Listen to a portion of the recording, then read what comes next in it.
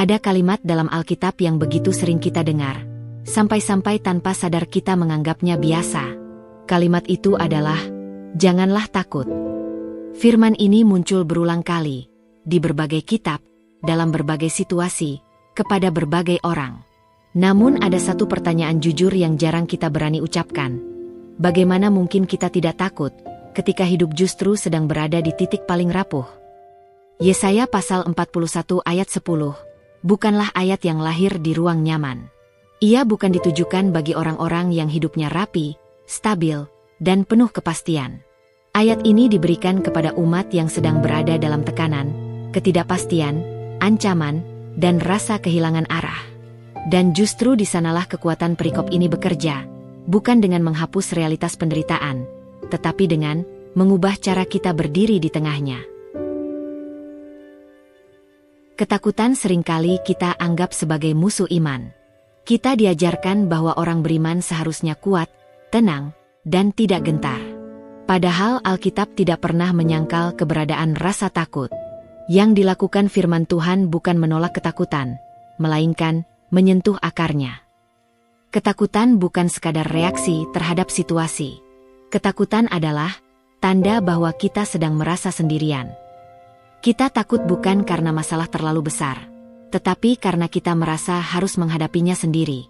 Kita panik bukan karena masa depan terlalu gelap, tetapi karena kita lupa siapa yang berjalan bersama kita di dalamnya.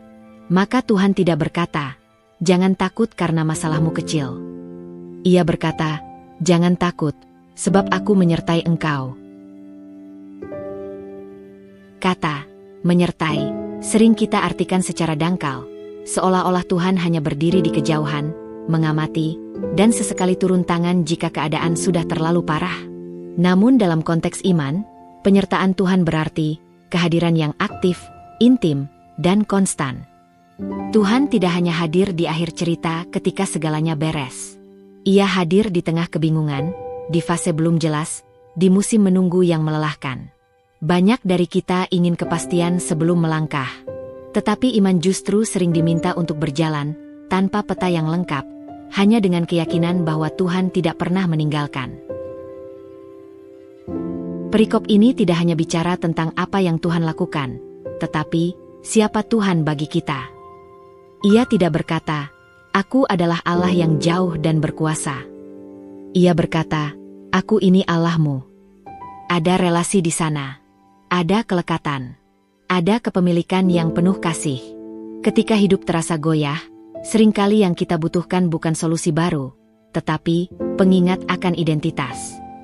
Siapa yang kita miliki, dan siapa yang memiliki kita.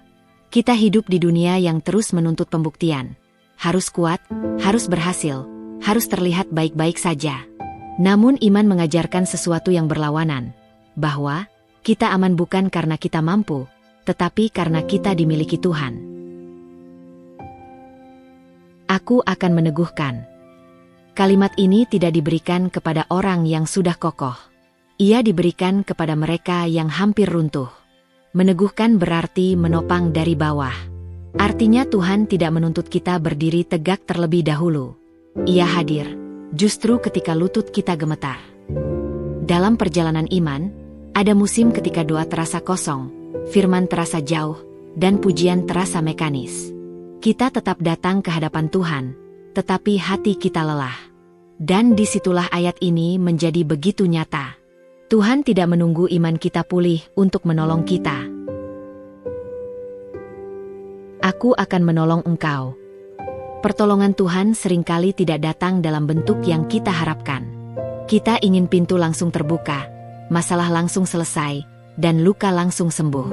Tetapi seringkali yang Tuhan lakukan adalah mengubah cara kita menghadapi situasi, bukan langsung menghapusnya.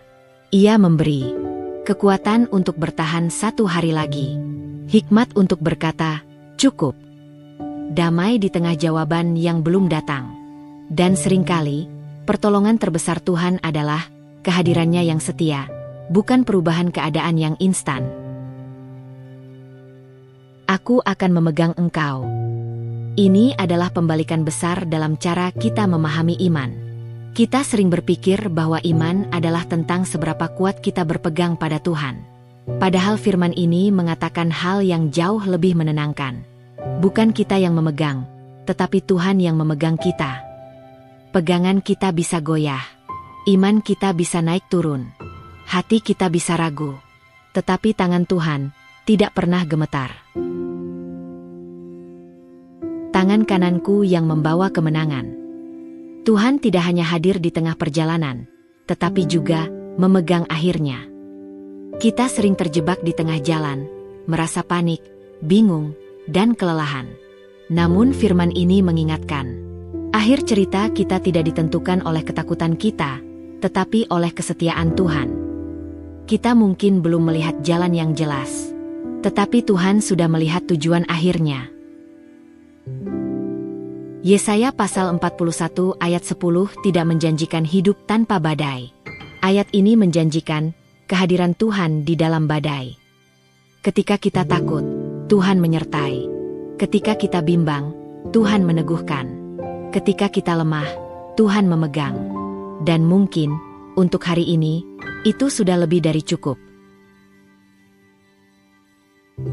Terima kasih sudah menonton. Jika video ini berarti, silakan like, tinggalkan komentar, bagikan, dan subscribe. Kiranya damai Tuhan selalu menyertai langkah kita. Sampai jumpa di video selanjutnya.